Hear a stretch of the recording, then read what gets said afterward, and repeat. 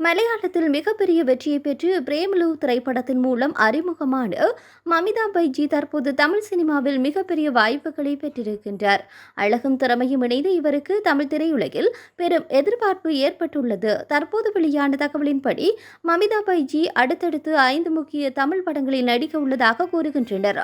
இந்த படங்களில் சிறந்த இயக்குநர்கள் மற்றும் முன்னணி நடிகர்கள் இணைய உள்ளதாக தகவல் வெளியாகியுள்ளது. குறிப்பாக ஜனநாயகன், சூர்யா 46, இரண்டு வானம் மற்றும் பிரேம்லு 2 போன்ற படங்களில் நடிக்க உள்ளதாக கூறுகின்றனர். அதிலும் மலையாள திரையுலகில் பெரும் கிட் கொடுத்த பிரேம்லு படத்தின் 2வது பாகம் தற்போது தயாராகி இருக்கின்றது. இந்த படம் மலையாளம் மட்டுமன்றி தமிழ் மொழியிலும் வெளியாகும் என்பதால் மமிதா பைஜிக்கு இரு மொழிகளிலும் பெரிய எதிர்பார்ப்பு ஏற்பட்டுள்ளது.